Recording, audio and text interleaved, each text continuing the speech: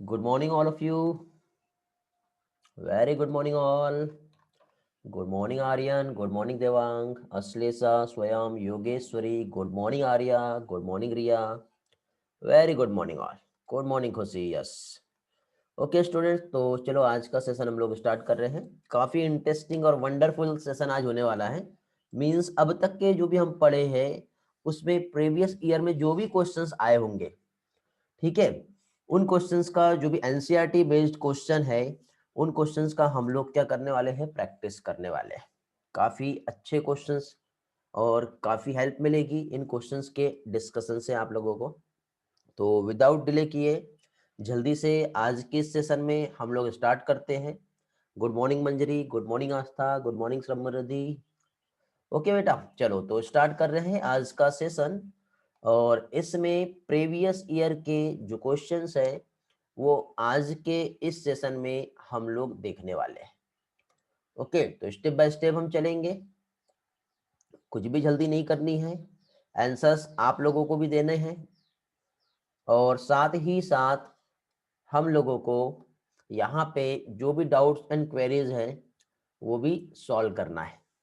Okay, तो हम लोग बेटा प्रीवियस ईयर क्वेश्चन स्टार्टिंग हम लोगों की जो होंगी 2006 के पेपर से होंगी। AIPMT 2006 मीन्स AIPMT नीट और एम्स, ठीक है, ये तीनों भी हम लोग जो है क्वेश्चन पेपर का यहाँ पर डिस्कशन करेंगे।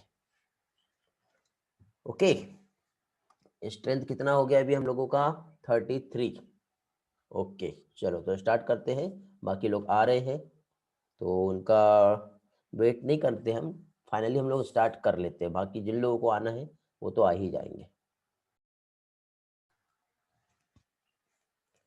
Okay, first question on your screen board, answer देंगे फास्टली, ठीक है। क्वेश्चन ये कह रहा है कि angiotensinogen is a protein produced and secreted by, कहाँ से सिक्रेट होता है एंड प्रोड्यूस होता है।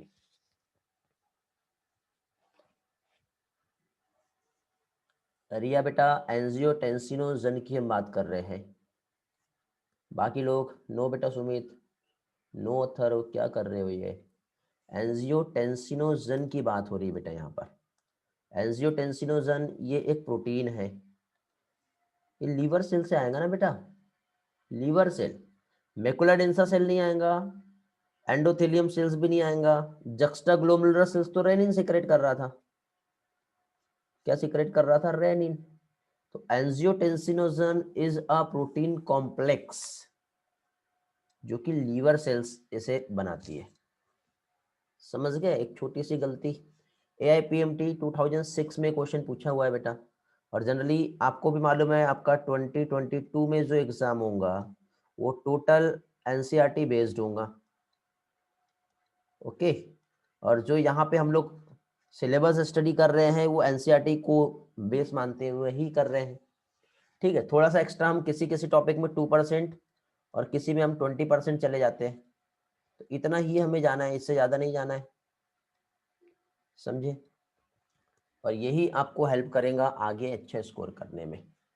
चलो तो आगे बढ़ते हैं विदाउट डिले किए। नेक्स्ट क्वेश्चन AIPMT 2007 में पूछा हुआ है।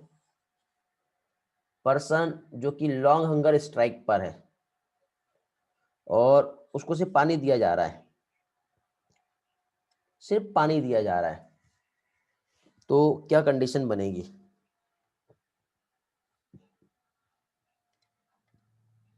वेरी गुड, कुछ लोगों के आंसर सही आए हैं। पर्सन जो लॉन्ग हंगर स्ट्राइक पर है और जो सरवाइव कर रहा है ओनली वाटर की ही प्रेजेंस में, तो यदि उसने फूड नहीं खाया तो उसके फूड में ना तो प्रोटीन होगा और ना ही कुछ अदर सब्सटेंसेस रहेंगे। प्रोटीन यदि फूड में नहीं जा रहा है, सिर्फ पानी पर ही वो जी रहा है, तो इस प्रोटीन का मेटाबॉलिज्म नहीं होगा। प्रोटीन का मेटाबॉलिज्म नहीं हुआ तो अमाइनो एसिड नहीं बनेगा, अमाइनो एसिड नहीं बना तो अमोनिया नहीं बनेगा, अमोनिया नहीं बना तो अमोनिया को कन्वर्ट करने की जो साइकिल होती है यूरिया साइकिल, वो नहीं बनेगा, यूरिया नहीं बना तो उसकी यूरिन में यूरिया का अमाउंट बहुत कम रहेगा। सोडियम ज्यादा हो ही नहीं सकता क्योंकि फूड ले ही नहीं रहा, कम कह सकते हैं हम। अमाइनो एसिड यूरिन में होता ही नहीं है, ग्लूकोज भी ब्लड में देखने को नहीं मिलेगा, क्यों? क्योंकि खाना ही नहीं खा रहा हो। तो यूरिन में यूरिया जो है उसका अमाउंट जो है वो क्या होगा? कम हो जाएगा। ठीक है, चलो नेक्स्ट क्वेश्चन पे आते हैं हम लोग। AIPMT 2008 में पूछा हुआ है। कंसिडर करना है यहाँ पे हम लोगों को 4 स्टेटमेंट, ए से लेके डी तक के कंसिडर करो, फिर हम ऑप्शंस पे आएंगे। तो यहाँ पे देखिए ये जो 4 स्टेटमेंट जो बताए हुए हैं, तो इसमें फर्स्ट क्या दिया हुआ है? किसके कंपैरिजन में बेटा? सर्टेन डेजर्ट एनिमल, ओके, और जैसे कि कंगारू, रेट की हम बात करें तो इसमें क्या होता है बेटा? They have dark colour and excrete solid urine, they do not drink water, breathe at slow rate, conserve water and have their body conserve with thick hairs. Next, they feed on dry seed and do not require drinking water. Next option है they excrete very concentrated urine and do not use water to regulate body temperature. Okay, अब हम यहाँ पे यदि इस questions की हम बात करें, ठीक है, तो क्या लग रहा है बेटा? अब 4 ऑप्शंस दिए हुए हैं आपको, ठीक है, 4 ऑप्शंस को देखो और उसके अकॉर्डिंग यहाँ पे आपको आंसर देना है। देखो 4 ऑप्शंस दिए, थोड़ा सा इसको मैं छोटा कर लेता हूँ ताकि आपको अच्छे से समझ में आ जाए। ठीक, ये आपका AIPMT 2008 में क्वेश्चन पूछा हुआ है। कब का है? AIPMT 2008। देखेंगे जल्दी से और रिस्पॉन्स करेंगे। बाकी लोगों को मैं टाइम दे रहा हूँ, ओके, कोई जल्दी नहीं है, आराम से क्वेश्चंस को सॉल्व करना है।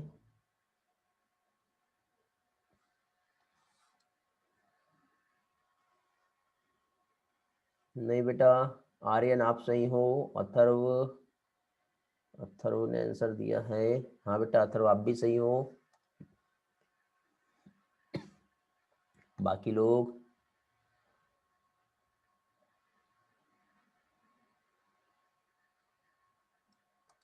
देखिए क्या होता है, पहली चीज तो कंगारू रेट जो है, यदि हम इसकी बात करें तो ये वाला बेटा आपको एज इट इज ऐसा का ऐसा स्टेटमेंट इकोलॉजी जब हम पढ़ेंगे तो वहां पे दिया हुआ है। तो इसमें बेटा एक स्पेशल टाइप का एडाप्टेशन है। एडाप्टेशन कैसा है? यदि ये कई लंबे टाइम तक के पानी नहीं भी पिए ना तो भी ये सरवाइव कर सकता है। क्यों? क्योंकि इसको वाटर कंजर्व करने का इसमें कैपेसिटी होती है। ठीक है, वाटर कंजर्व कैसे कर सकता है? तो जो यूरिन होती है ना, तो वो यूरिन में से ही बेटा उसको लंबे टाइम तक स्टोर करके उसमें से ही उसको यूज कर सकता है ये। ठीक है, पहली चीज। उसी के साथ साथ ये ड्राई सीड ले रहा है तो पानी की भी जरूरत नहीं है इसको। तो इस तरह से यहाँ पे इसका करेक्ट बी और सी जो है दोनों आता है। Dark colour solid urine excrete नहीं करेगा ये, ठीक है, ये तो ऑप्शन ही नहीं बनता। ठीक, कंसंट्रेट यूरिन जो है ये भी एक्सक्रीट नहीं करता, उसको अगेन एंड अगेन जो है वो रीयूज कर सकता है। तो करेक्ट आंसर इसका जो रहेगा fourth, B and C is the correct answer for this question. ठीक है बेटा, समझ में आया ये वाला क्वेश्चन? किसी को कुछ पूछना है इसमें? वेरी गुड आस्था, ग्रेट, आप भी सही हो। चलो तो आगे बढ़ते हैं, नेक्स्ट इसमें आते हैं हम लोग। किसी को कुछ पूछना है इसमें तो आप पूछ सकते हो, यदि किसी को कुछ ना समझे तो आप इमीडिएटली मुझसे पूछ लेंगे उसके आंसर्स। ओके, अब यहाँ पे देखो यूरिक एसिड जो है ये क्या है? एक चीफ नाइट्रोजनस कंपोनेंट है हमारे एक्सक्रीटरी प्रोडक्ट का। ओके, तो अब यहाँ पे जिसमें क्या दिया है? Earthworm, cockroach, frog and man, किसमें यूरिक एसिड फॉर्म होता है? ये आप लोगों को आंसर करना है जल्दी से। यूरिक एसिड आपको याद होगा, मोड ऑफ एक्सक्रीशन हम लोगों ने पढ़े थे, और मोड ऑफ एक्सक्रीशन एक एक करके हम देखेंगे। कॉकरोच की बात करें तो इसमें क्या होता है बेटा? यूरिकोटेलिज्म देखने को मिलेगा। ठीक है, क्या देखने को मिलेगा? यूरिकोटेलिज्म। यूरिकोटेलिज्म मीन्स क्या होता है बेटा? यूरिक एसिड का एक्सक्रीशन, ठीक, means excretion of uric acid, ठीक, मीन्स ऐसे एनिमल जो यूरिक एसिड को एक्सक्रीट करते हैं वो यूरिकोटेलिक एनिमल कहलाते हैं। ये ऐसे एनिमल बेटा ड्राई कंडीशन में भी लाइव कर सकते हैं और अपने वाटर को कंजर्व कर सकते हैं, ठीक है।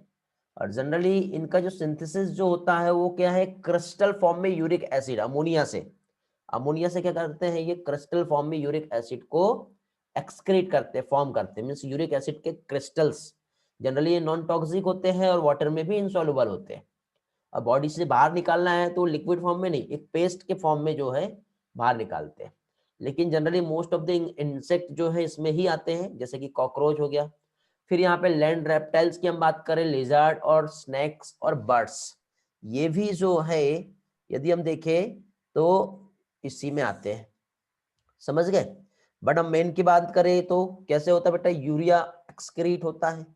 फ्रॉग में तो हमने दो चीज देखे थे, है ना, एक एडल्ट फ्रॉग होता है और एक टेडपोल होता है, ठीक है। तो दोनों टाइप के होते हैं वो, समझ में आ गया। नेक्स्ट क्वेश्चन पे आते हैं, question number 5। What will happen if the stretch receptor of the urinary bladder wall totally remove कर दिया जाए? क्या होगा बेटा? ऑब्वियसली मिक्चुरेशन नहीं होगा। क्यों? क्योंकि स्ट्रेच रिसेप्टर से, जैसे कि हमारा ये यूरिनरी ब्लैडर पे यहाँ पे जो रिसेप्टर प्रेजेंट है, जब वो फील होगा तो स्ट्रेच होंगे, स्ट्रेच होंगे तो क्या होगा बेटा? सिग्नल जनरेट करके हमारे ब्रेन तक के पहुंचाएंगे। और जब हमारे ब्रेन तक के सिग्नल पहुंचा ही नहीं तो फिर क्या होने वाला है, आप ही बताइए। जब ब्रेन तक के सिग्नल नहीं जाएगा तो ऑब्वियसली यहाँ पे मिक्चुरेशन ही नहीं हो पाएगा, क्योंकि सेंसिंग इंफॉर्मेशन जा ही नहीं पा रही है, ठीक है। हाँ, नेक्स्ट यहाँ पे urine will not collect in the bladder, ऐसा नहीं होगा, क्योंकि यूरिन कलेक्ट तो ब्लैडर पे जो हो रही है वो तो यूरेटर की हेल्प से हो रही है, इधर से आ रही है, तो यहाँ पे इसका तो कोई रिलेशन और कोई रोल नहीं आता। मिक्चुरेशन कंटिन्यू हो ही नहीं सकता, क्योंकि यहाँ पे जो स्पिंक्टर्स है वो ओपन कब होंगे? जब सिग्नल ब्रेन से आएगा तब, ठीक है। उसके बाद urine will continue collect normally the bladder, ऐसा भी नहीं होने वाला, ठीक है। तो करेक्ट आंसर इस क्वेश्चन का क्या आएगा? 5th आएगा, समझ गए। चलो, तो कल बेटा मैंने अपना जो टेलीग्राम चैनल है और टेलीग्राम जो ग्रुप है, इसमें मैंने एक बहुत अच्छी पोस्टिंग किया हूं, क्या आप लोग देखे? क्या पोस्ट किया मैंने कल? आप लोगों के लिए बहुत हेल्पफुल रहेंगी और बार बार मुझसे लेने की नीड नहीं रहेंगी। वेरी गुड, बुक्स पोस्ट किया हूं मैंने, है ना। सारे चैप्टर्स कंप्लीट एनसीईआरटी का एक एक चैप्टर जो है वो आपको विनरार फाइल में दिया हूं। यदि आप लोगों को विनरार फाइल ओपन करते नहीं आ रहा होगा तो कांटेक्ट कर सकते हो मुझसे, ठीक है। एनसीईआरटी बुक है, विनरार फाइल में मैंने दिया हूं। उसके लिए पीसी में एक सॉफ्टवेयर और मोबाइल में भी एक ऐप जो है वो इंस्टॉल करना होगा। जो लोग टेक्नोलॉजी को समझते हैं, ठीक है, वो एक्सट्रैक्ट कर लेंगे, वेरी गुड आयुष। और जो लोग टेक्नोलॉजी को नहीं समझते हैं वो थोड़ा सा प्रॉब्लम उन्हें हो सकता है। तो यदि आपके साथ ऐसी कुछ प्रॉब्लम आ रही है तो आप मुझसे कांटेक्ट कर सकते हो। मैंने 11th और 12th एनसीईआरटी के एक एक चैप्टर का कंप्लीट एनसीईआरटी आपको मैंने भेज दिया हूँ। मार्केट से आप यदि परचेस नहीं भी कर पा रहे होंगे तो भी आपको ये बहुत हेल्प मिलेगी यहाँ से, ठीक है। तो किसी को कुछ प्रॉब्लम आती है एक्सट्रैक्ट करने में और ओपन करने में फाइल को, तो आप मुझसे कांटेक्ट कर लीजिए। चलो नेक्स्ट क्वेश्चन पे आते हैं हम लोग, question number 6।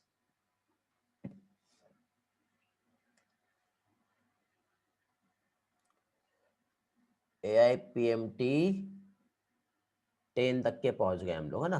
Pre Which one of the following statement in regards to the excretion by human kidney is correct? Question number 6 है, आंसर आप लोगों को देना है, जल्दी से आंसर बताएंगे क्या होता है। Totally correct. जब भी एग्जाम में आएगा ना तो पहले तो क्या पूछा उस पर अंडरलाइन कर लो ऐसे। Ascending limb loop of Henle impermeable to electrolyte, ascending की बात हो रही है, ये वाला डिसेंडिंग होता है और इधर का असेंडिंग होता है। ये इम्परमिएबल टू इलेक्ट्रोलाइट, नहीं बेटा यही तो परमिएबल है। Descending limb loop of Henle impermeable to water, नहीं ये तो परमिएबल है। दोनों स्टेटमेंट तो गलत हो गए। और पूछा क्या है, करेक्ट पूछा है। Distal convoluted tubule is incapable of reabsorbing of SCO3, नहीं रीअब्जॉर्ब करता है ये तो, SCO3 को रीअब्जॉर्ब करता है, ठीक है, ये भी इनकरेक्ट हो गया। नियरली 99% ऑफ GFR रीअब्जॉर्ब हो जाता है बेटा रेनल ट्यूब्यूल से, तो ये ऑप्शन करेक्ट है। देखो हमने जो भी पढ़े अभी तक के, यदि हम देखें तो उसके अकॉर्डिंग हमें सारे क्वेश्चंस, हर ईयर के क्वेश्चंस जो है वो बन रहे हैं। समझ गया बेटा? ओके, चलो नेक्स्ट क्वेश्चन पे आते हैं। नेक्स्ट क्वेश्चन जो है, स्ट्रेंथ बढ़ गई अभी अपनी, है ना? Very good.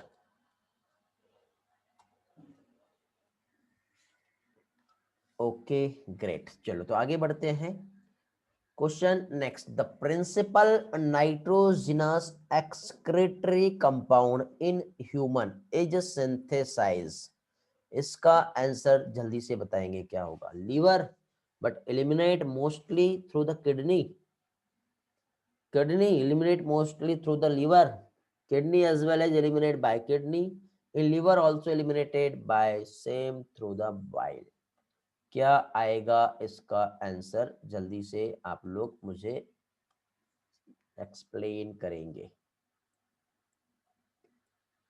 क्या आना चाहिए बेटा? प्रिंसिपल नाइट्रोजिनस वेस्ट, देखिए बेटा प्रिंसिपल नाइट्रोजनस एक्सक्रीटरी कंपाउंड, पहले यदि हम देखें तो वो होता है ह्यूमन में यूरिया, और यूरिया का प्रोडक्शन एक सीरीज ऑफ रिएक्शंस होती है जिसकी वजह से होता है, जिसे हम कहते हैं यूरिया साइकिल। और यूरिया साइकिल की यदि हम बात करें तो जनरली ये माइटोकॉन्ड्रिया के मैट्रिक्स और साइटोप्लाज्म दोनों में भी होगा, लेकिन वो भी कहाँ होगा, लीवर सेल में ही होगा। यूरिया साइकिल को क्या कहते हैं, ऑर्निथिन साइकिल भी कहते हैं। क्या कहते हैं बेटा यूरिया साइकिल को? यूरिया साइकिल को ऑर्निथिन साइकिल भी कहते हैं। अब ये जो ऑर्निथिन साइकिल या फिर यूरिया साइकिल जो है ये कहाँ हो रही है बेटा, हमारे लीवर में हो रही है। ओके, कहाँ पर हो रही है ये हमारे लीवर में ही हो रही है। ठीक है, एक बायोकेमिकल रिएक्शन होता है जिसमें क्या होगा बेटा, अमोनिया जो होता है, ठीक है, जस्ट वेट, मैं इसके टिप को छोटा कर लेता हूँ, पहले तो कलर चेंज कर लेता हूँ। क्या बता रहा था मैं यहाँ पर, अमोनिया जो है इसका कन्वर्सन किस में होगा बेटा, यूरिया में होगा। मीन्स ये साइकिल हो गई यूरिया साइकिल, जो कहाँ पे हो रही है, लीवर में। लीवर में भी कहाँ पे होती है बेटा, एक तो साइटोप्लाज्म में भी होगा और माइटोकॉन्ड्रिया के मैट्रिक्स में भी होगा। ठीक है, अब अमोनिया हाईली टॉक्सिक है, ठीक, तो उसको यूरिया में कन्वर्ट करना बहुत जरूरी है, पढ़े हम लोगों ने। तो इस तरह से नाइट्रोजनस वेस्ट जो फॉर्म हुआ वो तो हो रहा है यूरिया में, देन एलिमिनेट होगा किडनी से। तो ये लीवर जो है बेटा, ये प्रिंसिपल नाइट्रोजनस एक्सक्रीटरी कंपाउंड है। कौन सा, अपना यूरिया, जो लीवर में फॉर्म हो रहा है और किडनी के थ्रू एलिमिनेट हो रहा है। इस तरह से इसका परफेक्ट एक्सप्लेनेशन आएगा। ठीक है, हाँ बेटा, वेरी गुड योगेश्वरी। उसको क्रेब हेंसलेट साइकिल भी कहते हैं और नितिन साइकिल भी कहते हैं। गुड आर्यन, उसे यूरिया साइकिल भी कहते हैं। वेरी गुड पार्थ, जो कि लीवर में फॉर्म हो रहा है। तो इसका करेक्ट आंसर क्या आएगा, फर्स्ट इसका करेक्ट आंसर आएगा। समझ में आ गया? सावेरी का भी आंसर सही था, आस्था, खुशी, स्वयं, सभी लोग बेटा करेक्ट हो आप लोग। ठीक है, बाकी लोगों का चैट ऊपर चला गया है। ठीक है, मंजरी, कोशिका, खुशी, सभी स्टूडेंट जो है यहाँ पे जितने भी लोगों ने आंसर दिए, सभी के आंसर जो है वो करेक्ट आंसर है। ओके, चलो तो नेक्स्ट क्वेश्चन पे आते हैं बेटा हम इसी तरह से। Question number 8, which one of the following is not a part of renal pyramid. अब कई स्टूडेंट को बेटा इस पार्ट में कंफ्यूजन होता है कि रीनल पिरामिड का कौन सा पार्ट नहीं है। इसका आंसर देंगे, रीनल पिरामिड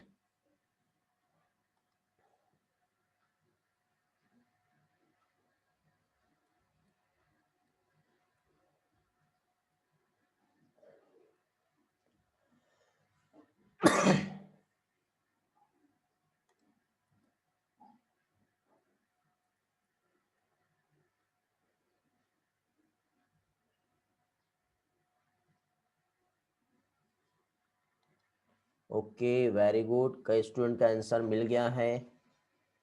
ओके ग्रेट, और किसी को आंसर देना है?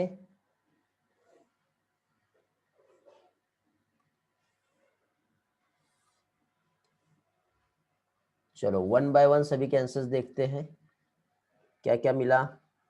नहीं बेटा सुमित, नो योगेश्वरी, आप गलत हो गए। रीनल पिरामिड का पार्ट नहीं है यार, सभी लोग गलत हो गए यहाँ पर। अरे सॉरी सॉरी, हाँ आपका ऊपर का आंसर था ना, रुको कहाँ से दिए हो अपने आंसर? हाँ यहाँ से सुमित, अश्लेषा, यश, आयुष, मंजरी, खुशी, अरे सभी लोग सही है, सभी लोग सही है। मैं आपके ऊपर के चैट देख रहा था। ग्रेट, ऑलमोस्ट सारे स्टूडेंट करेक्ट है। बेटा आस्था अपना आंसर फिर से दोगे, क्या है आपका आंसर? बेटा चैट टू एवरीवन मत दो, पर्सनल चैट करो, क्योंकि आप आंसर दे रहे हो। एक काम करते हैं, मैं आपको यहाँ से ही लॉक कर देता हूँ, होस्ट ओनली पर ही आपके चैट जाएंगे। Okay very good. देखो बेटा, यदि हम देखें तो ये हमारा रीनल पिरामिड की यदि हम बात करें तो इस तरह से ये पिरामिड फॉर्म होता है ना। और इस पिरामिड में इधर साइड कॉर्टेक्स आएगा, और इस कॉर्टेक्स में बोमेंस कैप्सूल, अंदर आता लूप ऑफ हेनले, पीसीटी, और फिर बाहर निकलता डीसीटी। तो ये सब पार्ट डीसीटी का मतलब कॉर्टेक्स का पार्ट हो गया। सिर्फ और सिर्फ लूप ऑफ हेनले ये हमारा कहाँ जा रहा है? अंदर जा रहा है। कलेक्टिंग डक्ट भी अंदर ही रहता है, पेरिट्यूबुलर कैपिलरी वासा रेक्टा भी अंदर रहता है। तो सिर्फ कन्वोलेटेड ट्यूब्यूल और बोमेंस कैप्सूल जो रहेगा वो कॉर्टिकल रीजन में प्रेजेंट होता है। समझ में आया? तो इसका करेक्ट आंसर जो रहेगा वो क्या रहेगा? सेकंड रहेगा। Is it clear? किसी का डाउट है तो पूछो। हेलो, नहीं है? आगे बढ़े। Question number 9 on your screen board, answer करेंगे जल्दी से।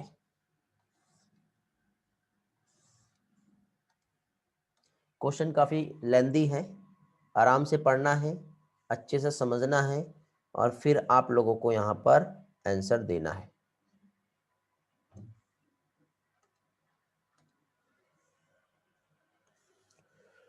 Which one of the following correctly explain the function of a specific part of human nephron? एक तो पोडोसाइट दिया है यहाँ पर, फिर उसके बाद लूप ऑफ हेनले दिया हुआ है, फिर उसके बाद डिस्टल कन्वोलेटेड ट्यूबुल दिया हुआ है, और अफरेंट आर्टेरियोल।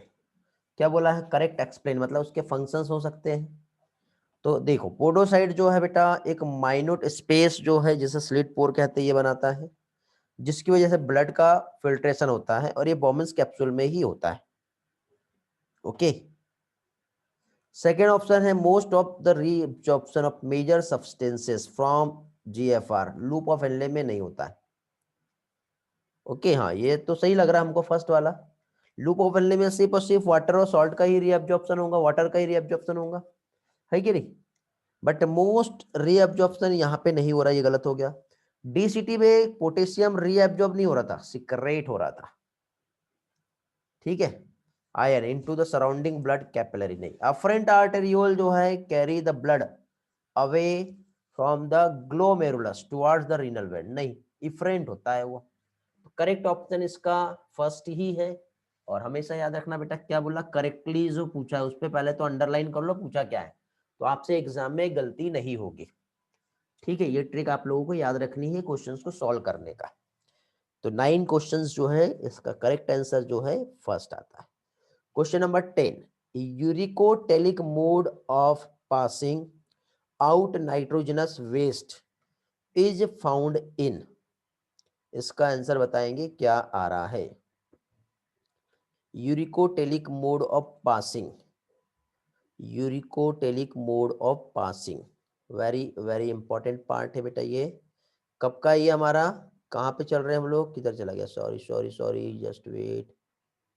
हम AIPMT 2011 का क्वेश्चन देख रहे हैं, ठीक है, जिसमें आपको आंसर देना है।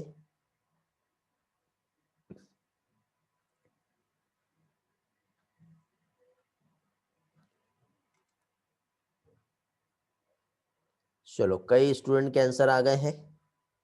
इसमें देखिए बेटा, रेप्टाइल, बर्ड, लैंड स्नेल्स और इंसेक्ट की हम बात करें तो ये एक्सक्रीट करते हैं nitrogenous waste as a uric acid, जो कि किस फॉर्म में रहता है, पैलेट या पेस्ट के फॉर्म में होता है, जिसकी वजह से मिनिमम लॉस होता है वाटर का, और इस टाइप के एनिमल्स को यूरिकोटेलिक एनिमल कहते हैं।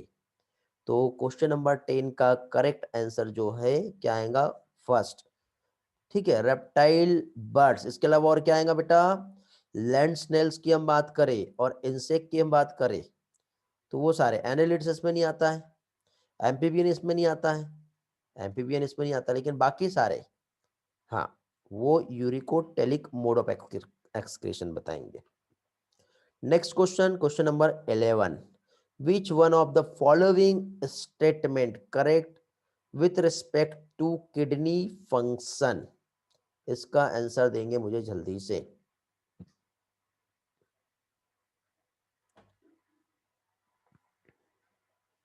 पढ़ लो जल्दी से, आंसर दो।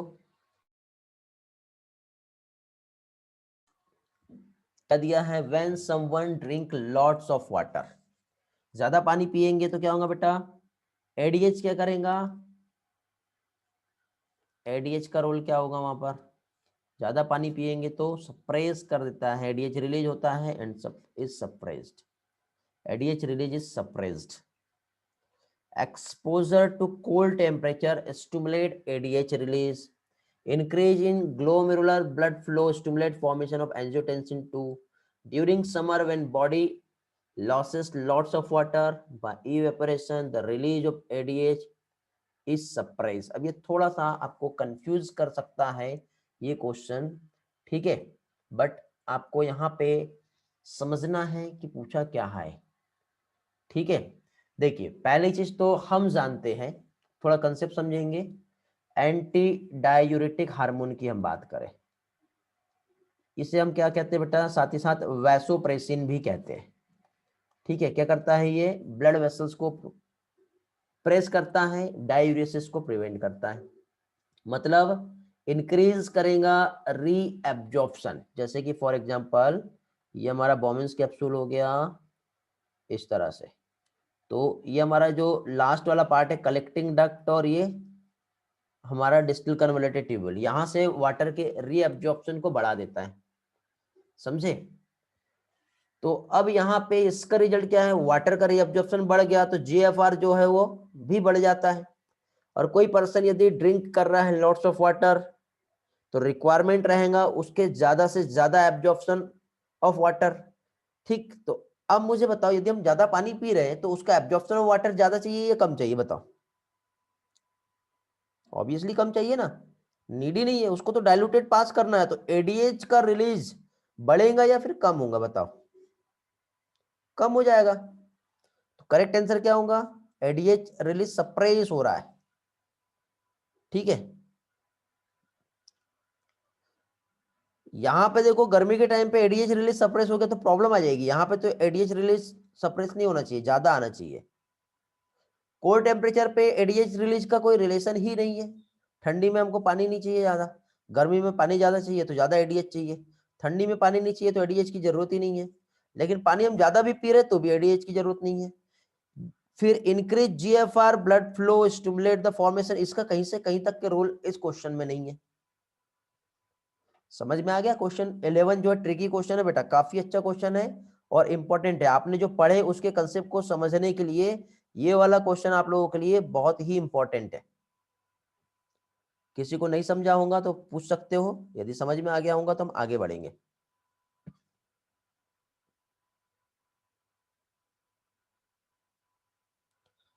क्लियर है, वेरी गुड देवांग, ऑस्मोरिसेप्टर को स्विच ऑफ कर देगा, great. Revise please one Sumit, मुझे नहीं समझा आस्था, ठीक है बेटा बता दे रहा हूं, जस्ट वेट। ये बेटा रेगुलेशन ऑफ किडनी फंक्शन से है, सबसे पहले हम इसका स्टेप बाय स्टेप सारे फंक्शन समझेंगे, थोड़ा सा वेट।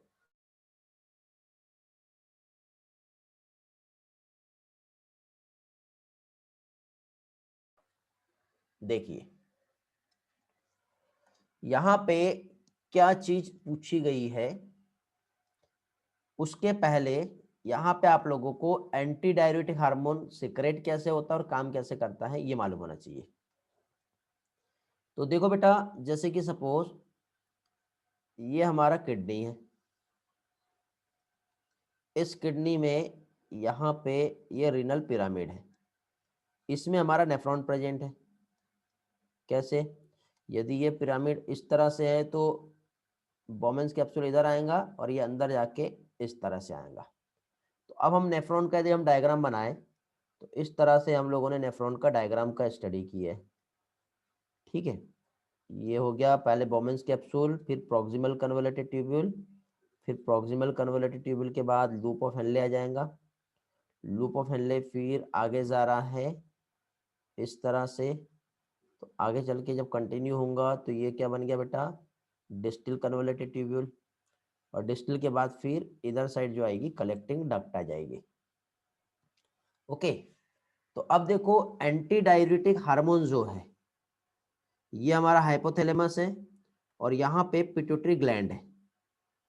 ठीक है, तो हाइपोथैलेमस के पास यदि हम देखें तो यहाँ पे एक स्पेशल टाइप के रिसेप्टर प्रेजेंट है। ठीक है, आज मार्कर से ही काम नहीं कर रहा है, लैपटॉप पीसी थोड़ा सा हैंग कर रहा है बेटा, हीट कर रहा है, इसलिए मार्कर का स्क्रोलिंग प्रॉपर नहीं हो पा रहा है। ठीक है, बट फिर भी मैं समझा रहा हूँ आपको, ध्यान से समझो। यहाँ पे क्या बेटा, यहाँ पे प्रेजेंट है रिसेप्टर। कहाँ प्रेजेंट है रिसेप्टर? रिसेप्टर प्रेजेंट है हमारे हाइपोथैलेमस में। ठीक है, हमारे हाइपोथैलेमस में एक रिसेप्टर प्रेजेंट है। जैसे ही हमारे बॉडी में वाटर का अमाउंट जो है ये डिक्रीज होगा। ठीक है, तो डिक्रीज होने की वजह से डायरेक्टली एक स्टिमुलेशन जो है इस रिसेप्टर तक के गया।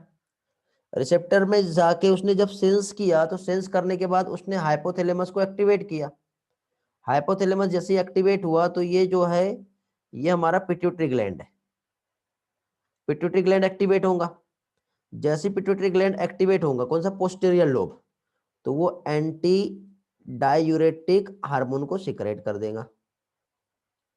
अब एंटी डायूरेटिक हार्मोन सिक्रेट हुआ तो ये हार्मोन जो है ये डायरेक्टली कहाँ पहुंचेगा? अभी ये हार्मोन मूव करते हुए डायरेक्टली ये हमारे जो डिस्टल पार्ट ऑफ नेफ्रॉन है यहाँ पे पहुंच गया।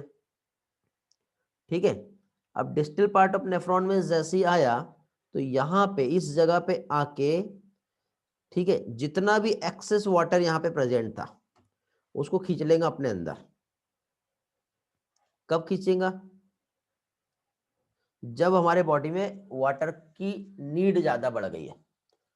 कब बढ़ेगी नीड बताओ?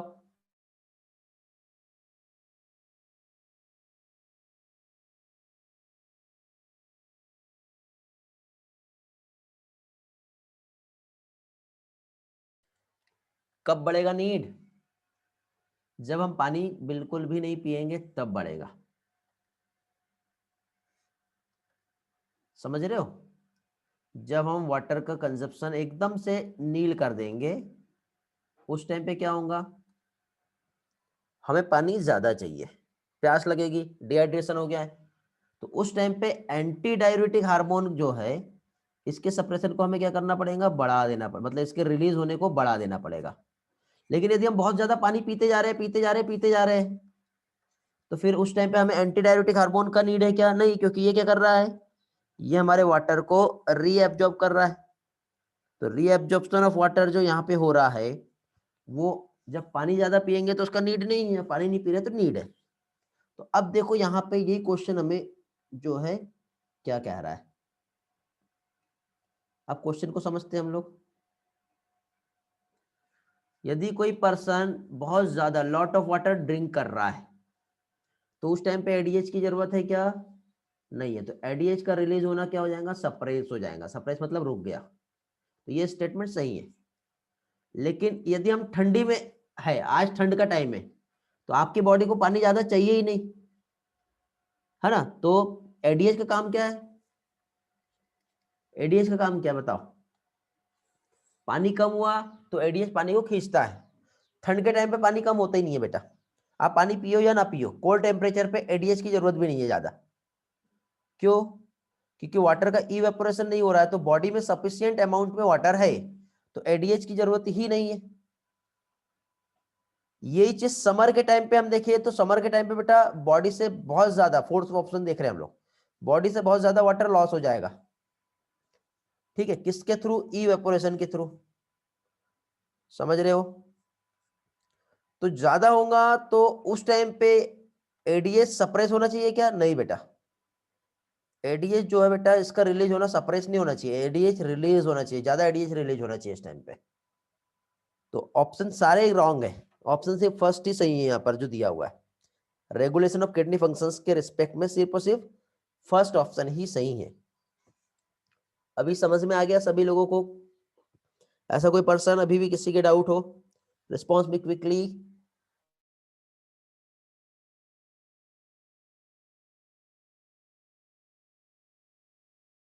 चलो वेरी गुड, अब सभी को समझ में आ गया है, बहुत बढ़िया। आगे बढ़ रहे हैं, अभी हम नेक्स्ट क्वेश्चन पे चलेंगे।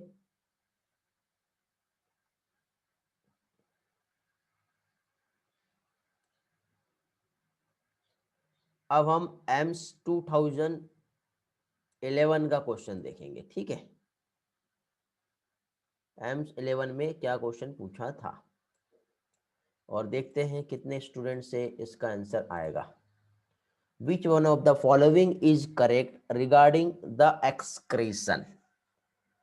ध्यान से समझेंगे, सारे ऑप्शंस को पढ़ेंगे। एक्सक्रीशन के रिगार्डिंग में कौन सा ऑप्शन सही है? Large amount of water from renal filtrate reabsorb in DCT and less amount is reabsorb by PCT. क्या ये सही है? ठीक है, करेक्ट बोला है बेटा यहाँ पर। ओके, क्वेश्चन नंबर 12 हम देख रहे हैं, कौन सा करेक्ट है और कौन सा इनकरेक्ट है ये बताना है। Descending limb loop of Henle completely impermeable to NaCl and salt. हाँ ये सही है, लूप ऑफ हेनले ये इम्परमिएबल होता है। Malpighian corpuscles found in medulla region of kidney. Malpighian corpuscles cortex में होता है ना? इस तरह से हम लोग यदि इस तरह से बोमेंस कैप्सूल बनाए, बोमेंस कैप्सूल में अंदर ये ग्लोमेरुलस आएगा तो दोनों मिला के मालपेजियन बॉडी कहलाती है। इसको मालपेजियन कार्पेसल्स भी कहते हैं, समझ रहे हो? और ये किडनी के कहां पर होता है बेटा? मेडुला में नहीं होता है। कहां पर होता है ये किडनी के कॉर्टेक्स में होता है, समझे? The colour of urine is pale yellow, but ये स्लाइटली अल्कलाइन नेचर का नहीं होता बेटा, ये एसिडिक नेचर का होता है। इसलिए इसका करेक्ट ऑप्शन जो है वो आएगा सेकंड, यूरिन का पीएच 6 होता है। ठीक है, समझ में आ गया? क्लियर हो गया? प्रज्वल बेटा आपने दो ऑप्शन यहाँ पे दिए थे, तो अभी आपको समझ में आ गया होगा, एक करेक्ट है एक रॉन्ग है। ओके, चलो नेक्स्ट क्वेश्चन पे आते हैं हम लोग।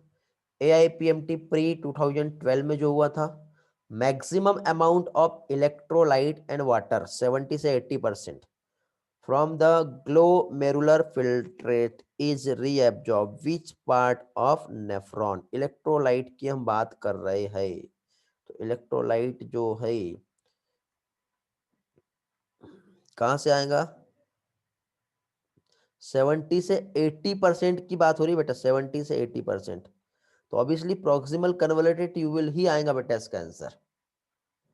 ठीक है,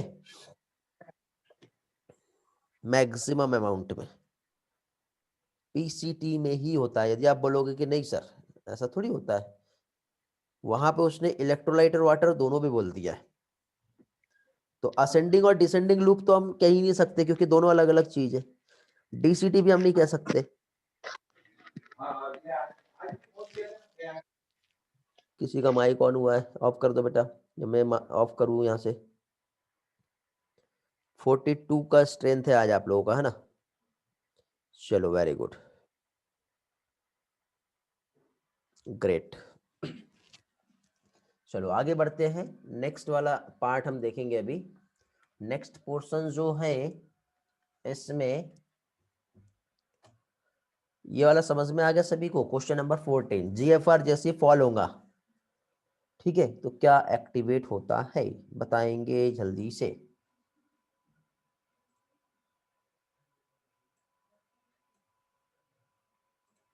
बहुत ही इजी है यार, वेरी गुड। जीएफआर फॉल हुआ मींस जक्स्टा ग्लोमेरुलर सेल्स जो कि रिलीज क्या करेगा? रेनिन रिलीज करेगा। और फिर रास चालू हो जाता है, renin, angiotensin, aldosterone system. Complete mechanism समझाया हूँ, यूट्यूब पे लेक्चर अपलोड कर दिया हूँ, रिकॉर्डिंग अवेलेबल है। ठीक है, आप लोग वहां पे जाके देखेंगे कैसे क्या होता है। आई बटन में भी मैं ऐड कर दूंगा, ना हो पाए तो प्लेलिस्ट तो आपको ऐड कर ही दूंगा, वहां पे आप लोगों को मिल जाएगा, वहां से भी आप इस पोर्शन को कलेक्ट कर सकते हो। चलो नेक्स्ट क्वेश्चन पे आते हैं, काफी बड़ा क्वेश्चन दिख रहा है। ओके, डायग्राम बेस्ड है, तो इस क्वेश्चन को हम समझेंगे अभी क्या कह रहा है, जिसके ऑप्शंस आपको दूसरे साइड मिलेंगे। लेबलिंग देख लो बेटा, और नोटबुक में नोट करो क्या क्या होता है जल्दी से।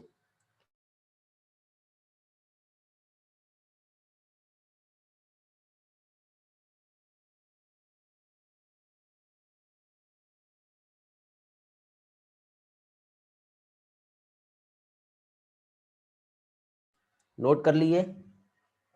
ए जो है क्या है, पॉइंट ए किस चीज को रिप्रेजेंट कर रहा है, एड्रेनल ग्लैंड को रिप्रेजेंट कर रहा है। पॉइंट बी किस चीज को रिप्रेजेंट कर रहा है, renal pelvis. Point C medulla, point D cortex. Question number 15। चलो 15 पे आते हैं अपन। अब यहां पे देख लिए होंगे आप लोगों ने, तो अभी आप लोगों को समझ में आएगा और आंसर अभी आप लोगों को देना है। बताइए बेटा, डायग्राम देख लिए थे? चलो आंसर करेंगे जल्दी से।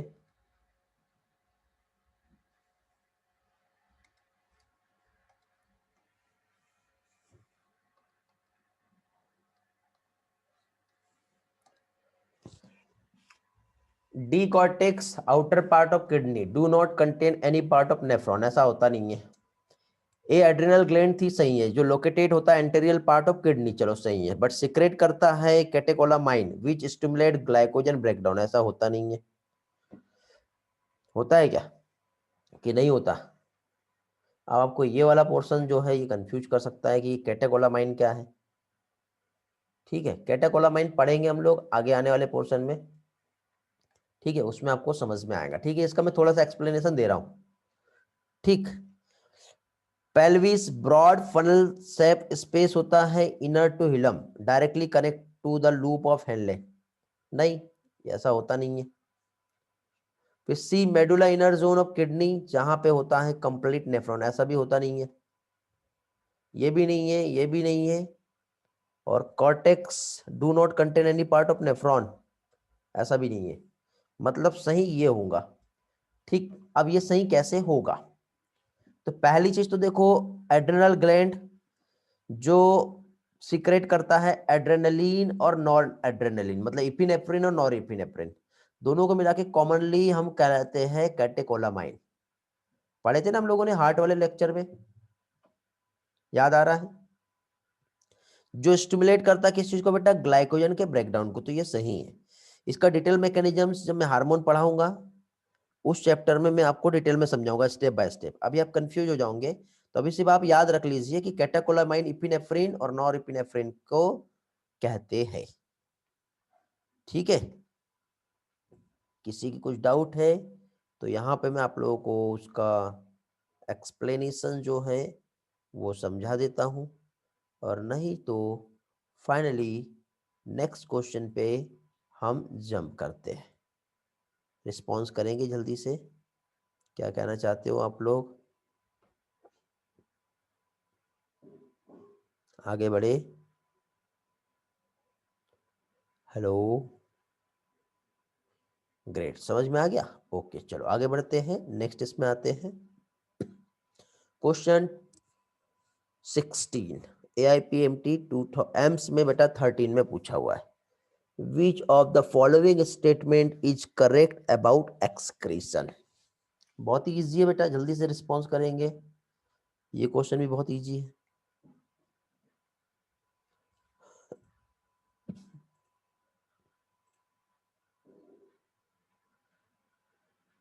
ऑब्वियसली सही है बेटा फर्स्ट ऑप्शन ही, क्योंकि ह्यूमन जो है एक दिन में 25 से लेके 30 ग्राम यूरिया एक्सक्रीट कर रहा, सही है। ग्लूकोज और एमाइनो एसिड बेटा पैसिवली एब्जॉर्ब नहीं होते, एक्टिवली पढ़े थे हमने। Descending loop of Henley water के लिए इम्परमिएबल नहीं होती है, परमिएबल होती है। किडनी 2/3 पार्ट ऑफ जीएफआर का रीअब्जॉर्ब करता, नहीं बेटा 99% पोर्शन रीअब्जॉर्ब होता है फिल्ट्रेज से। ठीक है, तो करेक्ट क्या आएगा इसमें, फर्स्ट ये वाला जो है ये करेक्ट होगा। ए एम्स 2014 में क्वेश्चन पूछा है, डायग्राम है ए बी सी और डी जो पार्ट दिया है नेफ्रॉन का। ठीक है, तो इसमें फंक्शंस के अकॉर्डिंग उसका करेक्ट स्टेटमेंट क्या आएगा ये बताना है। चलो देखेंगे, ए 70 से 80% जो है इनकरेक्ट देखा दिया बेटा, इनकरेक्ट। ठीक है, इनकरेक्ट हम लोगों को बताना, ध्यान दो एक बार अच्छे से। Okay,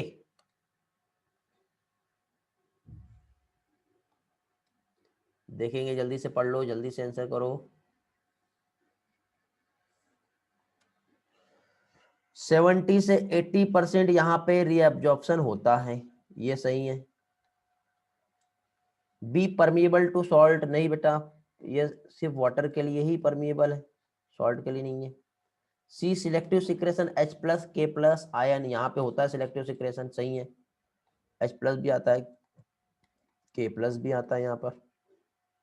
okay, D allow passes of small amount of urea, हाँ यहाँ से इधर और स्मॉल अमाउंट यूरिया इधर जाके इधर आता है, ये भी सही है। मतलब करेक्ट यहाँ पे इस क्वेश्चन के अकॉर्डिंग क्या आएगा answer, second, second is the incorrect.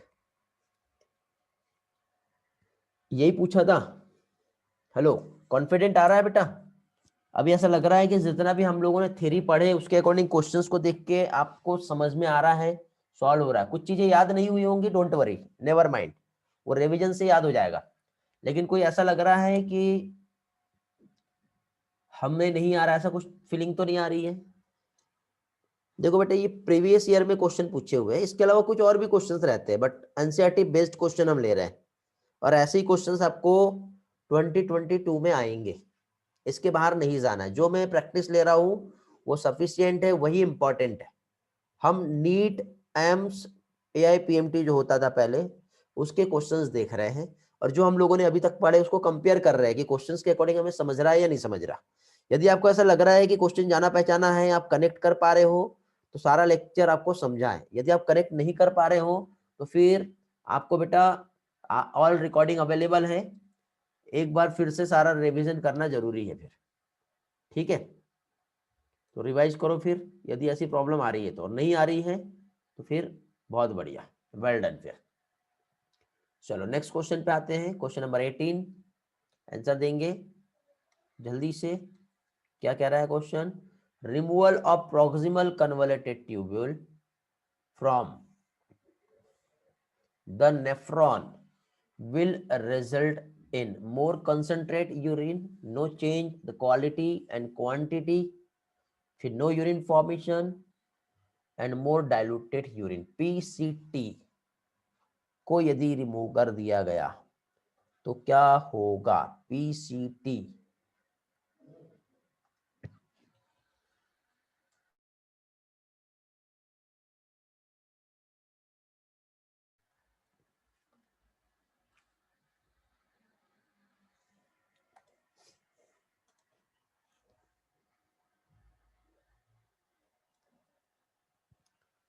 चलो कुछ स्टूडेंट गलत हो गए हैं, कुछ सही है। देखिए बेटा, आपको थोड़ी देर पहले मैंने क्वेश्चन पूछा था और उसका आंसर भी आपने काफी अच्छा दिए थे मुझे, और उसमें आपने क्या बताए थे कि जो PCT होता है, PCT की यदि हम बात करें तो PCT में 70 से लेकर के 80% रीएब्जॉर्प्शन हो जाता है। तो उसमें इलेक्ट्रोलाइट रहे, वाटर रहे या सारी चीजें रहे, वो सब रीएब्जॉर्ब हो जाता है। ठीक है, बाकी थोड़ा बहुत आगे जाके होता है। तो इसको ही हमने जब रिमूव कर दिए तो रीएब्जॉर्प्शन नहीं होगा, मतलब वाटर भी रीएब्जॉर्ब नहीं होने वाला, तो यूरिन जो है वो कैसे जाएगी, डाइल्यूटेड जाएगी। क्योंकि आपका एंटी डाययूरेटिक हार्मोन जो है वो कितना काम करेगा, थोड़ा ही करेगा ना, ज्यादा सिक्रेशन थोड़ी होगा, तो डाइल्यूटेड यूरिन पास होंगे। समझे, ट्रिकी क्वेश्चन है। नेक्स्ट क्वेश्चन पे आते हैं, क्वेश्चन नंबर 19, इसका आंसर देंगे। ह्यूमन यूरिन जो है एसिडिक होती है, और एसिडिक होने का रीजन क्या है? हाइड्रोजन आयन एक्टिवली सिक्रेटेड होता है फिल्ट्रेट में। सोडियम ट्रांसपोर्ट एंड एक्सचेंज हो रहा है, hydrogen ion each sodium ion peritubular capillary. Excrete होता है प्लाज्मा प्रोटीन जो एसिडिक होता है। पोटेशियम और सोडियम का एक्सचेंज होने की वजह से एसिडिटी जनरेट होती है। ठीक है, तो बेटा कभी भी याद रखना एसिडिटी H प्लस आयन की वजह से होता है। और जो H प्लस आयन जो है यदि हम देखें तो ये एक्टिवली सिक्रेट होता है फिल्ट्रेट में, इसलिए यूरिन जो है वो कैसी होती है, एसिडिक हो जाती है। ठीक है, समझा। नेक्स्ट क्वेश्चन पढ़ेंगे ध्यान से और आंसर करेंगे जल्दी से। Which is not correctly match.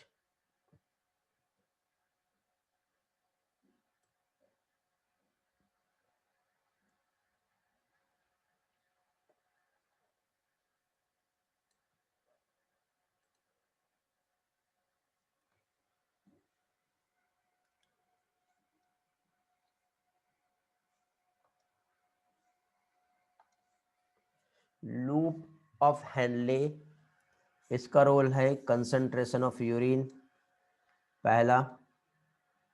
Second distil convoluted tubule, ये क्या कर रहा है बेटा, absorption of glucose and amino acid. बोमेंस capsule, जहां पे GFR हो रहा है।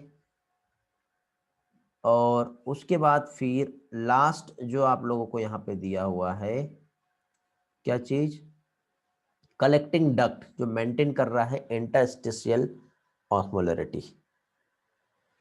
नॉट करेक्टली बोला है तो लूप ऑफ हेनले यूरिन का कंसंट्रेशन में हेल्प करता है, बोमेंस कैप्सूल में GFR होता है मतलब फिल्ट्रेशन होता है, कलेक्टिंग डक्ट इंटरस्टिशियल की ऑस्मोलरिटी को भी मेंटेन करता है।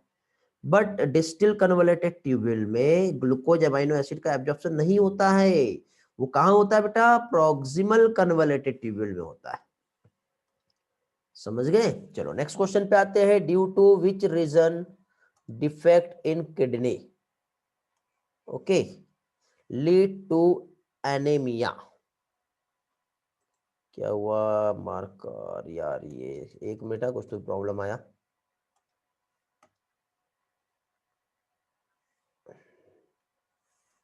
स्क्रॉलिंग नहीं हो रहा है, थोड़ा सा वेट करेंगे, हो जाएगा।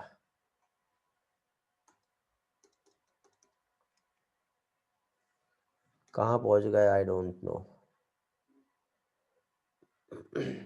क्वेश्चन नंबर 23 था ना, अब हम कहाँ पहुंचेंगे, ये वाला हो गया था ना क्वेश्चन 23।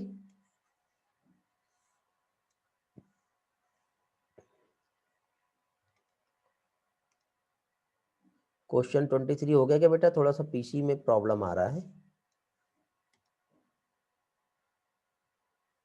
नहीं हुआ, कौन सा वाला हुआ फिर। अच्छा अपन बहुत आगे पहुंच गए, कौन सा हुआ था, ये वाला हुआ, 20 हुआ था क्या, 20 हो गया। हाँ 21 देख रहे थे हम लोग। ठीक है, कौन से रीजन जिससे डिफेक्ट होगा kidney lead to anaemia, question number 21, इसका आंसर देना है अभी।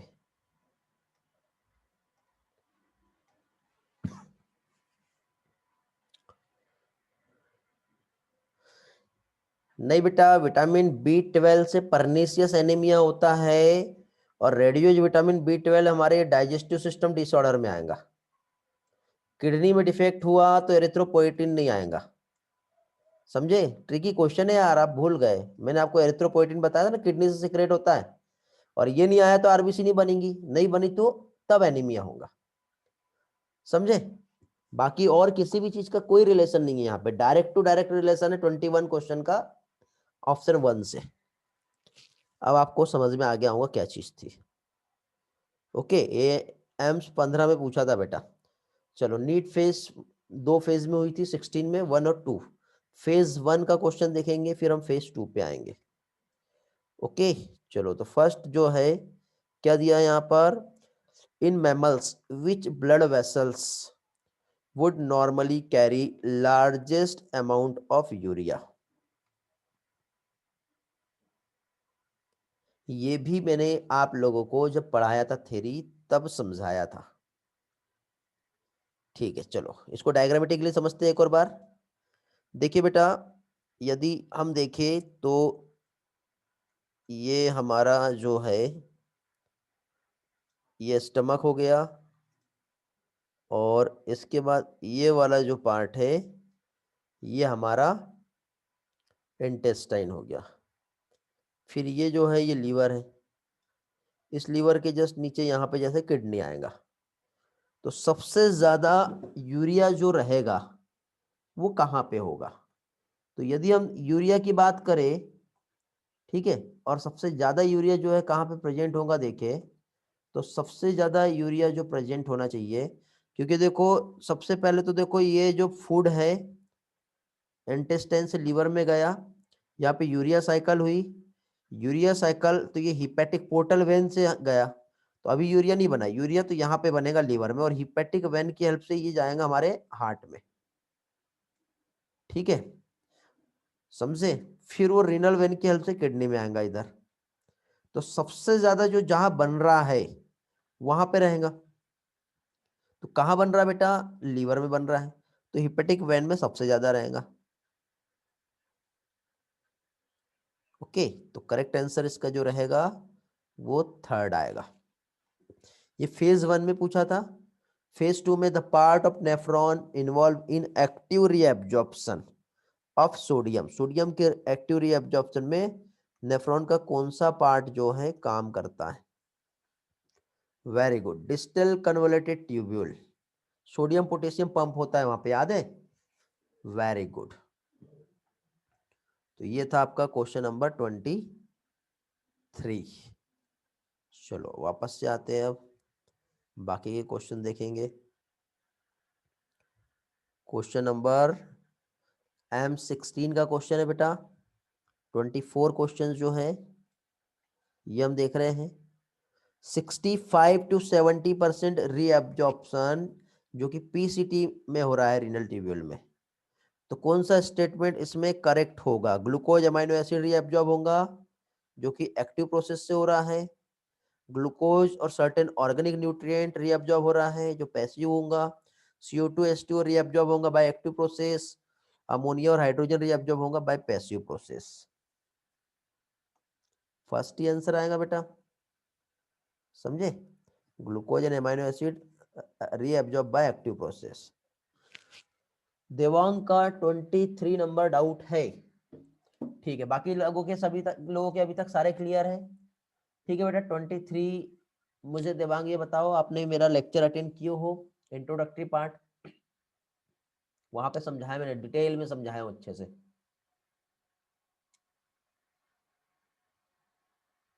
रिस्पॉन्स करो सबसे पहले, किए हो? चलो ठीक है, सारे लेक्चर अटेंड किए या कोई लेक्चर मिस हुआ है? मिस हुआ होगा तो रिकॉर्डिंग देखे हो कि नहीं हो?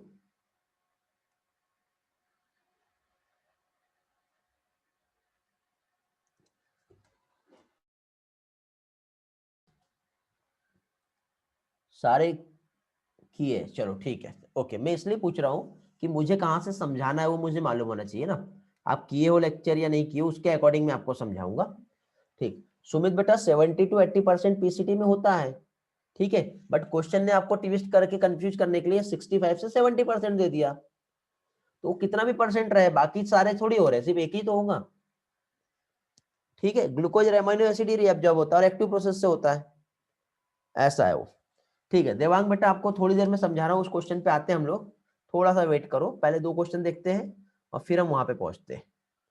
ओके, तो देखो अभी यहाँ पे question number 25, decrease in blood pressure volume, ठीक है, ब्लड प्रेशर या volume will not cause the release of, किसका इफेक्ट नहीं होगा? क्या आएगा बताओ? एल्डोस्टेरोन बढ़ा रहा है, रेनिन भी बढ़ा रहा है, एडीएच भी बढ़ा रहा है, एएनएफ डिक्रीज करता है। तो आंसर क्या आएगा? एएनएफ आएगा। Which of the following statement is correct? Correct बोला है बेटा। Descending limb of loop of Henle impermeable to water, descending, एक ही क्वेश्चन बहुत बार रिपीट हो गया बेटा। Ascending loop of Henle permeable to water, ठीक है। Descending loop permeable to electrolyte, ascending loop of Henle impermeable to water. चलो बताओ जल्दी से क्या आएगा। चलो वेरी गुड, सभी के आंसर आए, very good very good. Correct answer fourth आएगा, ठीक है। याद नहीं है तो बना के रख लो इस तरह से। सबसे पहले ये ट्रिक बना लो, लूप ऑफ हेनले, ये वाटर के लिए परमिएबल है, इलेक्ट्रोलाइट के लिए इम्परमिएबल है। ये वाला इलेक्ट्रोलाइट के लिए परमिएबल है, वाटर के लिए इम्परमिएबल। इसके अकॉर्डिंग स्टेटमेंट देखो, डायरेक्ट आंसर समझ में आ जाएगा। तो करेक्ट आंसर क्या आएगा इसका, फोर्थ आएगा। एम्स 2017 में क्या पूछा है देख लेते हैं। Urinary system help in regulation of following functions. बताओ किस चीज का रेगुलेशन होता है यूरिनरी सिस्टम में। ब्लड प्रेशर रेगुलेट होता है, ब्लड वॉल्यूम रेगुलेट होता है, पीएच भी होता है, सही है। एडीएच का सिक्रेशन कंट्रोल नहीं होता बेटा, एंजियोटेंसिन नहीं होता है। यूरिया का एब्जॉर्प्शन मेन रोल नहीं है, और सोडियम और इलेक्ट्रोलाइट का बैलेंस जो है पोटेशियम, ठीक है, ये नहीं है main regulatory system urinary system का। वो ऑप्शन फर्स्ट इसका करेक्ट आंसर आएगा। ओके, क्वेश्चन नंबर 28 पे आते हैं। अब 28 जो है कॉलम 1 और कॉलम 2 दिए हुए हैं, ठीक है, जिसके अकॉर्डिंग हमें मैच करना है, और करेक्ट ऑप्शन जो है इसके अकॉर्डिंग हमें लोगों को बताना है। ओके, ग्लाइकोज यूरिया से क्या होता है बेटा, ग्लूकोज एक्युमुलेट होता है। तो यूरिक एसिड ज्वाइंट में एक्युमुलेट होना ग्लाइकोज यूरिया नहीं कहलाता है, ठीक। यूरिक एसिड जब ज्वाइंट्स में आता है, रिमेटाइड एथराइटिस पढ़ेंगे हम आगे, ये होता है। और यूरिक एसिड की यदि क्रिस्टल की बात करें तो वो गाउट होता है। अच्छा, ये ऐसा मैच करना है हम लोगों को, ये ऐसा, ये कहलाता है गॉट। गाउट मतलब यूरिक एसिड के क्रिस्टल्स जो है वो जब जमा हो जाते हैं तो, ठीक है। ग्लोमेरुलर नेफ्राइटिस, ग्लोमेरुलस में इन्फ्लामेशन को कहते हैं, ठीक है। Glycosuria, presence of glucose in urine को कहते हैं। Renal calculi, mass of crystallise salt within the kidney कहते हैं। समझे। तो अब इसका ऑप्शंस क्या बताऊं मैं आप लोगों को, देख लो, ये ऑप्शंस है, ठीक है। यूरिक एसिड फॉर्म बाय, अब एक डाउट था आपका देवांग का, वो समझा देता हूं मैं। 20 कौन सा नंबर था बेटा देवांग, 23 था ना।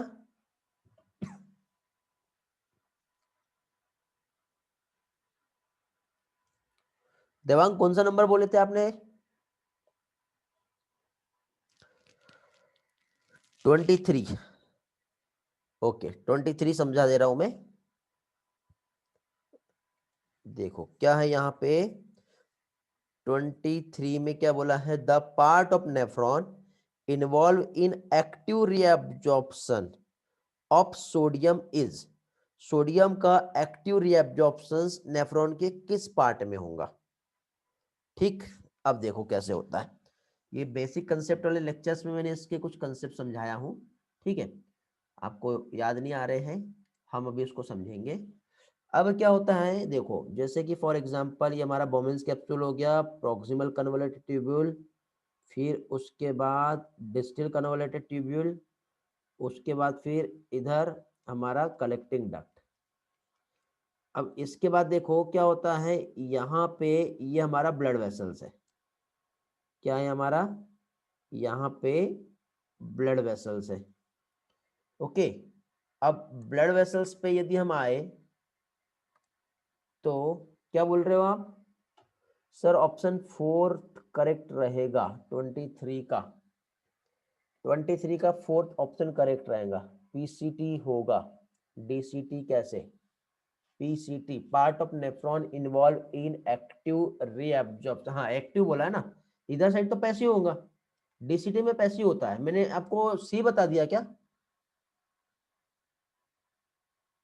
नहीं नहीं बेटा सी नहीं आएगा, एक्टिव बोला, एक्टिव जो होता है रीअब्जॉर्प्शन पैसिव डीसीटी में होता है, एक्टिव पीसीटी में होता है। सॉरी यदि मैंने गलत बता दिया होगा तो अभी करेक्ट कर लो एक बार।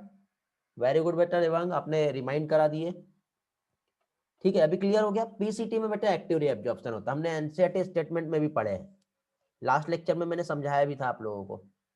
ओके, बाय मिस्टेक मैंने थर्ड पे राइट मार्क कर दिया हूँ और एक्सप्लेन कर दिया हूँ, तो इसे करेक्ट कर लेंगे। ओके, चलो क्लियर हो गया ना डाउट अभी? देवांग, योगेश्वरी, हेलो। चलो आगे बढ़े फिर, नेक्स्ट क्वेश्चन देखते हैं। अगेन मैच द कॉलम वाला क्वेश्चन है। चलो आंसर करेंगे इसका। मैच द गिवन आइटम, क्या दिया हुआ है यहाँ पे, कॉलम 1 एंड बी, करेक्ट बताना है यहां पर भी।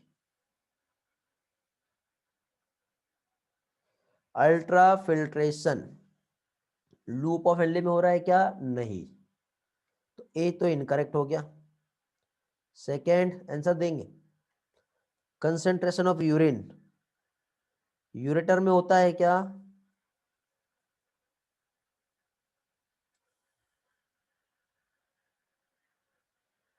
मैच करना है ना हमको, ऊपर नीचे मैच करना है। हाँ उल्टे हो रहा है। हाँ, अल्ट्रा फिल्ट्रेशन को हम पहुंचा दो कहाँ पे, ऐसा ले लो। अल्ट्रा फिल्ट्रेशन बताओ, फर्स्ट का क्या आएगा? Fourth, Malpighian corpuscles. Urine concentration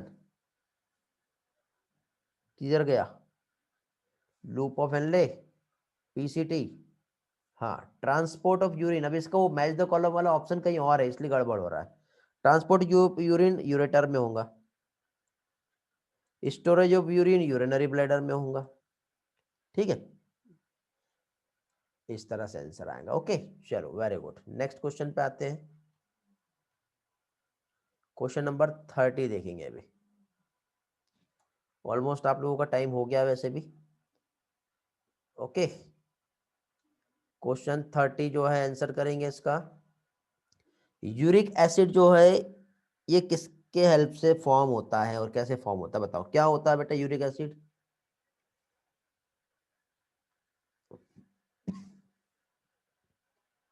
response करेंगे जल्दी से।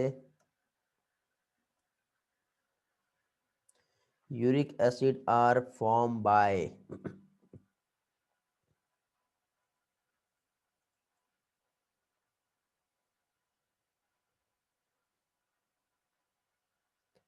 चलो कुछ लोगों के आंसर आ गए हैं, कुछ लोगों के नहीं आए हैं, जल्दी से आंसर करेंगे।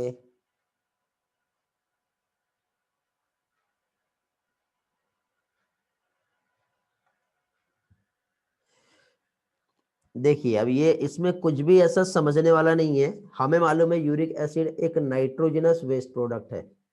ठीक है, अभी हमारा बायोमोलिक्यूल नहीं हुआ है इसलिए अभी आपको इसका केमिकल कंपोजिशन नहीं मालूम है क्या होता है। ठीक है, डीएनए और आरएनए जो है बेटा इसमें प्यूरिन और पिरामिडिन होते हैं। ठीक है, और उसका जब एक्सक्रीशन होता है तो वो यूरिक एसिड बना सकता है, बट फॉस्फोलिपिड नहीं है। ठीक है, लिपिड हो गया, ये भी लिपिड हो गया, ये भी लिपिड हो गया, तो लिपिड नहीं, हमको नाइट्रोजनस वेस्ट चाहिए और नाइट्रोजनस कंपाउंड जो रहेंगे उससे ही यूरिक एसिड बनेगा। तो यूरिक एसिड किससे बनेगा बेटा? डीएनए और आरएनए से फॉर्म होगा। ठीक है, ग्लाइकोलिपिड नहीं आएगा, समझा?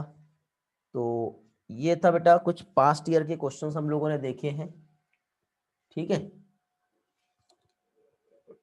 आगे के जो भी कुछ रिमेनिंग पोर्शन है वो हम देखेंगे, बट नेक्स्ट लेक्चर में मैं आप लोगों को लोकोमोशन वाला चैप्टर जो है वो स्टार्ट कर रहा हूँ। ठीक है, तो लोकोमोशन का एनसीईआरटी भी मैंने आप लोगों को प्रोवाइड कर दिया हूँ, तो लोकोमोशन पढ़ेंगे। सबसे पहले हम लोग पार्ट बी लोकोमोशन का जो है वो हम स्टार्ट करेंगे, और पार्ट बी जो लोकोमोशन का है जिसमें स्केलेटल सिस्टम वाला जो पार्ट दिया हुआ है, ठीक है, जिसमें बोन्स के नाम दिए है, 206 बोन्स के नाम आपको याद करके आना है। समझ गए?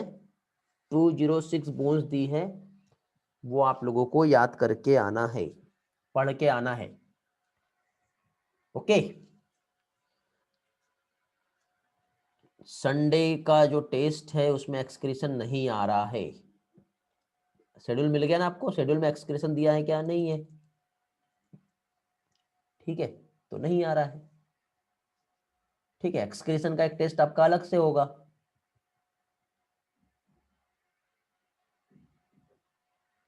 हाँ बेटा, हर एक बोन का अलग अलग नेम है, आपको याद करना है।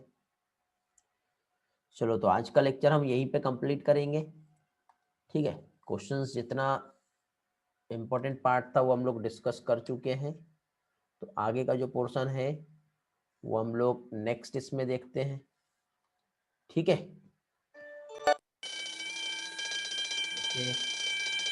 थैंक यू बेटा, बाय बाय, मिलते हैं नेक्स्ट में। Have a nice time, have a nice day. सारे अपडेट्स ग्रुप में आप लोगों को मिल रहे हैं, जो लोग नए हैं ग्रुप को ज्वाइन कर लीजिए। ये एक लिंक है जहाँ पे ऑल वीडियो और पीडीएफ मिलता है। इस लिंक पे क्लिक करोगे या फिर यूट्यूब के डिस्क्रिप्शन में मिल जाएगा आपको, वहाँ से लेकर के आप यहाँ अपडेट पर देख सकते हो। ओके, चलो bye bye, thanks for joining, have a nice day बेटा।